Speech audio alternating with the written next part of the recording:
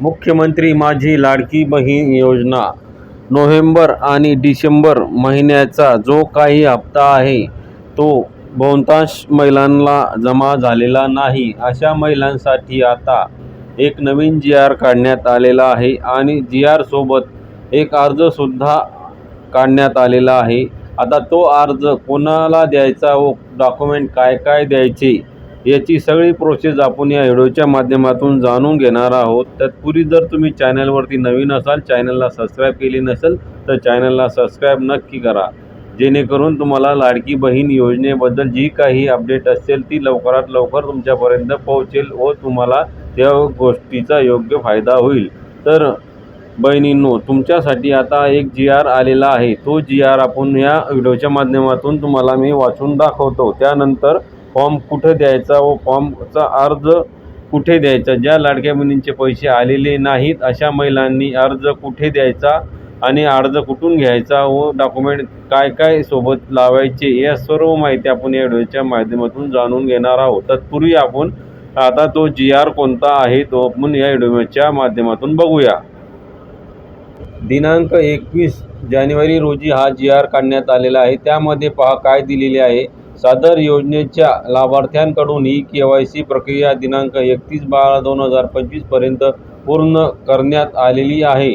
सदर प्रक्रिया पूर्ण करताना लाभार्थी महिलांकडून पर्याय निवडताना व इतर कारणामुळे चुकीचा पर्याय निवडला गेल्याने लाभ बंद झाल्यास शासनाच्या निदर्शनास आलेले आहे.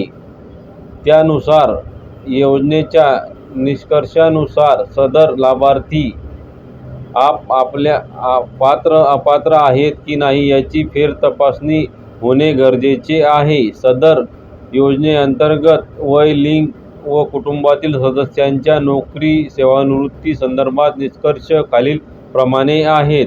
लाभार्थ्याचे वय 21 पेक्षा कमी व 65 पेक्षा जास्त नसावे. लाभार्थी केवळ पात्र महिला फिमेल असावी. लाभार्थ्याच्या कुटुंबातील सदस्य नियमित कायमस्वरूपी कर्मचारी नसावा म्हणून सरकारी विभाग, उपमहामंडळ, सरकार विभाग, राज्य सरकार, स्थानिक संस्थेच्या कार्यरत नसावा व सेवानिवृत्ती वेतन घेत नसावा. मुख्यमंत्री माझी लाडकी बहीण योजना प्रभावी अंमलबजावणीच्या अनुषंगाने उपयुक्त प्रमाणे योजनेच्या निष्कर्षानुसार KYC केलेल्या लाभार्थी महिला पैसे शासनाकडून प्राप्त झालेल्या यादीमधील लाभार्थ्यांची अंगणवाडी सेविकामार्फत फेरतपासणी प्रत्यक्षरित्या करणार असून त्यामध्ये जर लाभार्थी महिला ही जर योग्य आणि त्या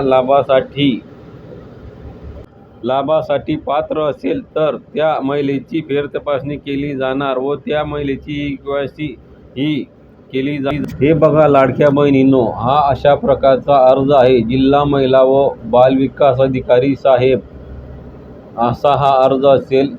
विषय मुख्यमंत्री माझी लाडकी बहीण योजनेचा बंद झालेला हप्ता पुन्हा चालू करण्याबाबत. येथे अर्जदाराचे नाव लिहायचे आहे, आधार नंबर लिहायचा आहे, अर्ज क्रमांक लिहायचा आहे, पत्ता लिहायचा आहे आणि वरील विषयास अर्जदारे तुमचा हप्ता का बंद झाला व KYC पूर्ण करावी याबद्दल शासनाला एक अर्ज करायचा आहे. अर्ज केल्यानंतर हा अर्ज तुम्हाला अंगणवाडी सेविकाकडे जमा करायचा आहे किंवा तुमच्या जवळच्या महिला व बाल विकास अधिकारी जे काही ऑफिस असेल त्यामध्ये डॉक्युमेंट नेऊन द्यायचे आहेत. तरी राज्य शासनाने जे अधिकारी आहेत यांना सूचना दिलेल्या आहेत की तुमच्या गावातील ज्या अंगणवाडी सेविका आहेत, अंगणवाडी सेविकामार्फत ज्या महिलांचे लाभ बंद झालेले आहेत व हप्ते आलेले नाहीत अशा महिलांची पडताळणी स्वतः करून घेणे व त्यांची जर ते पात्र असतील तर ही KYC कंप्लीट करून त्यांना हप्ता पुन्हा चालू होईल ही प्रक्रिया पूर्ण करणे.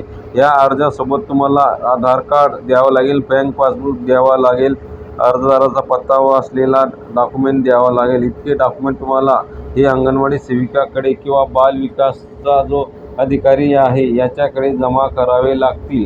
तरी ही प्रोसेस लवकरात लवकर करून घेणे जेणेकरून तुमचा जो बंद झालेला हप्ता आहे तो पुन्हा सुरळीत चालू होईल व तुम्हाला या योजनेचा लाभ भेटेल. धन्यवाद मित्रांनो.